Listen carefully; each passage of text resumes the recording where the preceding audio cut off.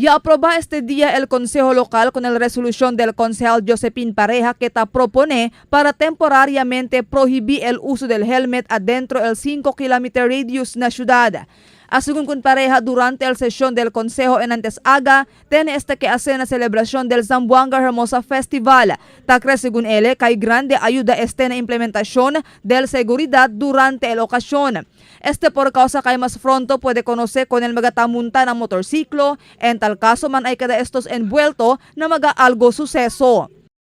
Resolution requesting the PNP, the Task Force Zamboanga, the LTO, and the Highway Patrol Group to favorably consider the temporary relaxation in the implementation and enforcement of the National Helmet Law within the 5 km radius of the city for the duration of the Fiesta Pilar Festival. I so move, Mr. Chair.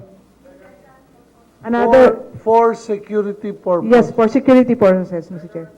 Según con Pareja, ya tenía el initial junta sobre con este asunto junto con el mga-concerne ahensya.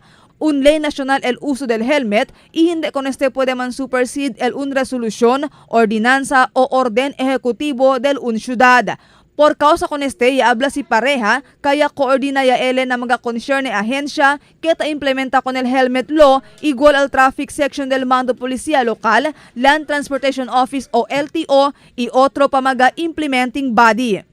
Actually, during the meeting, tayo LTO, sila mismo iabla kay OKLD aton proposal, sila mismo i-implementa ko, abla ko neste na di ila office, no? But then kay abla man nyo, kay Chenny kita scheduled committee hearing. So si man schedule kita committee hearing, the same person lang ang imbitahin, that's why sinabi ko na mismo doon sa kanila.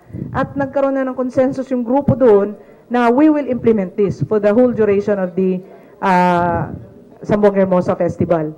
Y habla si Pareja, esperanza implementa con el resolución principiando na Octubre 1 hasta Octubre 31 na otro mes. Pero el precura según él que podía con implementa na más temprano tiempo. Marifita Mayo, Dateline Zamboanga.